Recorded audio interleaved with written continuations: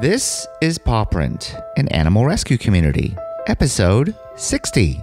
I'm Harold Ree. I'm Nancy Ree. And today, Nancy and I are going to cover Clear the Shelters, which was a great event, really nationwide here in the United States last week, as well as give a preview of an upcoming series that we're going to do, which we're basically calling Pitbull Week or Bully Breed Week. But first, just want to talk about what I'm doing right now, which is it's about 5:30 in the morning, and we have our three dogs. We very rarely do talk about our three dogs, but we have Nacho, Lego, and Evie, and we have a fourth dog, Curry. Now, if you watch us on Periscope or on Facebook Live, you'll notice that every once in a while I do post a video on Curry. So Curry has been a foster with us for about 4 weeks, and he is a very shy dog. He doesn't like to be touched, and really, we couldn't really hold him for at least 3 weeks. He would run away from us. We would basically have to do the mean thing of cornering him and just kind of grabbing him to at least put him in a crate or put a collar on him or give him medicine, which we had to do after he got neutered. So we've had some breakthroughs, which has been super exciting. Nancy has been able to actually hold him. He actually almost approaches her. He'll get on the sofa sort of near her, and then she can just kind of give him little ear rubs and face rubs and belly rubs and back rubs. With me, he's been a little bit more tentative. A huge breakthrough on Friday night. He went into the sit position right in front of me, and he let me pick him up. Now, I have no idea why he allowed me to do that, because, of course, after that, he went back to his normal routine of avoiding me. But right now, I'm actually sitting here staring at him. He's just kind of walking back and forth in front of me, kind of checking things out. His personality is basically he's a very sharp dog. He knows the doggy door really well. He can get in and out, potty trained. He's about 2 years old, so he's not really a puppy. But if there's one thing, he is a chewer. He loves grabbing our laundry, loves grabbing socks, loves grabbing toys, and just kind of rearranging the whole house. The good thing is he doesn't chew furniture, which is key. He's a little bit mischievous, a little bit, not quite class clown, but a little bit mischievous. He just likes to stay occupied. So we may have to do some Kongs filled with treats or some kind of toy filled with treats to just keep him occupied. Although he'll probably get through that Kong in about 2 minutes and then move on to the next thing. So with that said, if you want to check out Curry, you can go to the website Contra Costa Humane Society. That's cchumane.org. Contra Costa if you live out here in Northern California. And of course, if you don't live in Northern California, just go to your local shelter and you can find a loving dog, cat, rabbit, or any other animal to really become your forever friend.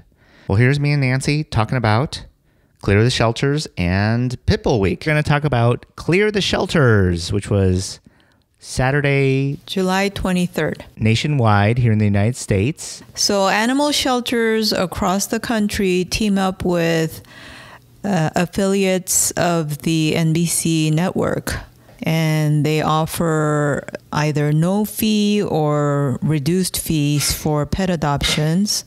And the idea is to clear as many animals as you can out of the shelters and get them all adopted into good homes. Nancy and I spent a great time in Berkeley, California. Nancy spent all day. I helped set up in the morning. You want to talk a little bit about that? It was sponsored, not sponsored, but it was led by Berkeley Humane Society. So the Berkeley Humane Society hosted an outdoor pet adoption, which spanned about, I would say, 3 or 4 blocks. Several rescue organizations came. I was there representing the Contra Costa Humane Society. They had cats. There were cats and dogs, of course. There were also some birds. There might have been some other animals as well. Contra Costa Humane Society is a very small rescue, but within 2 hours of opening, we got 3 out of the 5 dogs that were available that day adopted. A big success. Yes, that's considered a success. It's over half the animals that were available.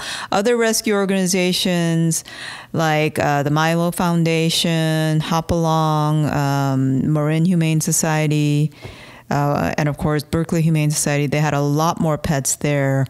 And I believe nationwide for this year's Clear the Shelters, over 40,000, it might have been something like 46,000 pets were adopted just on the day of Clear the Shelters. This is compared to last year when 20,000 pets were adopted. So it more than doubled. So it was a highly successful event. Yeah. So it sounds like year after year, if nationwide we keep on supporting this, is going to just grow and grow. You want to maybe talk about the what you know about the 3 dogs that got adopted? I mean, one of them had a tough beginning, right? So we got 3 of our small dogs adopted. Noodle, which was a Beagle, maybe Chihuahua mix or Beagle Dachshund mix. My foster dog, Chloe, who was Chihuahua, possibly Italian Greyhound mix. And then Fred, who was a terrier mix. I was happiest that Noodle got adopted because Noodle was one of those dogs that came into the shelter severely emaciated.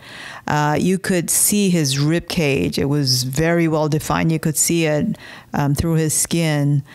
One of our fosters, Diane, whom we interviewed, first interviews? One of our first interviews, Yeah. Diane Roth. Yeah, Diane Roth. She fostered Noodle, and within a few weeks, fattened him up enough that you could barely see his rib cage. On July 23rd at the Clear the Shelters, I mean, he was just he did not show a trace of the way he used to look. Yeah, and we'll post a photo of that on our show notes. This is pawprint.com/60. So definitely a very successful event. Do you want to maybe talk about the one issue, which is when you reduce the fee? You know, some shelters reduce the fee, let's say by 50%. Some shelters offered free adoptions, completely free. But there is an issue that can unfortunately come along with free adoptions. So some shelters offer free adoptions to get as many of their pets adopted as possible. That could be problematic because it attracts people with bad intentions. The worst case being animals being adopted to be used as bait in dog fighting, right. And just horrible things. I know that one of the dogs, it was maybe a husky, maybe like a husky shepherd mix, beautiful white shepherd husky mix, was adopted, and then about 3 hours later, someone saw him listed on Craigslist. So this dog was adopted for free, and then about 3 hours later was listed on Craigslist for $650 on sale. Luckily, people who are active in the animal rescue community saw the ad on Craigslist and notified the shelter. Fortunately, the dog was returned to the shelter, but this is the possible downside of offering negative side effects. Yeah. So offering free pet adoptions. Of course, it's still worth it, I think, because the shelters are full, especially in the summer. People go on vacations and they just decide, I can't, we can't take care of our pets anymore. So they surrender it to their pets to shelters, and the shelters end up getting overcrowded. This summer, definitely, I noticed that our county shelter was extremely full. So by offering free pet adoptions, you can get them into good homes, and I'm sure there is that small percentage chance that the pets could go to people who do not have the right intentions. Switching gears, about 2 weeks ago, Nancy actually, she was able to pick up Chloe, one of the dogs that got adopted on Clear the Shelters Day. She picked up Chloe at Pinole, California, which is a little bit north of Berkeley. and she picked up Chloe there. But the one thing I noticed when we visited one of our local shelters was really the high number of pit bulls. What would you say pit bull mixes? What percentage would you say right now? Oh, it's definitely above 70%. So, for example, if you go to the county shelter website, to the available dog pages, for example, if there are 7 pages worth of dogs available, 6 pages are pit bulls. With that said, we're actually going to, probably towards the end of August, beginning of September, we're going to host a pit bull week. We might call it Pit Bull Week. We might call it Bully Breed Week. But basically right now, let's call it Pit Bull Week. And we actually have a series of, I'd say 5, maybe even 6 different episodes that we're going to release. If you remember earlier on Paw Print, we had a Greyhound Week. We ended up having 4 episodes, 5 if you include the Eileen Mitchell episode, and just a really successful series of episodes. People enjoyed them and tended to listen to all the episodes. We have already interviewed a lot of interesting folks, whether they do a lot of their work with pit bulls. Some folks do a good portion, may not be all of their work with pit bulls, but definitely a substantial part of that. And we're just trying to put a spotlight on pit bulls. I would say, Nancy, chime in here. I would say there's a lot of contradictions when it comes to pit bulls. When you think about it, of course, most folks in animal rescue are definitely aware of pit bulls and the fact that many shelters tend to have a large majority of their dogs in the pit bull and the pit bull mix breed. Where the contradictions come from are, one, really kind of the fear around pit bulls, right? Everything from fear of dog bites, dog attacks, whether you want to say it's because the press tends to emphasize it or whatnot. But I think there generally is a tendency for even folks who are hardcore animal lovers and hardcore into rescue. Some folks tend to shy away from pit bull and pit bull mixes. What makes it such a contradiction is that the huge number of pit bull and pit bull mixes who die in shelters every year. Some estimates are roughly, almost 1/3 of dogs who are euthanized are of the pit bull mix. So it's sort of, when you wonder, who does more damage? Do pit bulls do more damage to humans, or do humans do more damage to pit bulls? For better or for worse, I think that the numbers are pretty clear. We do a lot more damage to pit bull and pit bull mixes with all the ones that we have to basically put to death. The statistic I read said nationwide in America, only 6% of pit bulls in shelters make it out alive from those shelters. So that's a very, very extremely low percentage that get a shot at finding a home.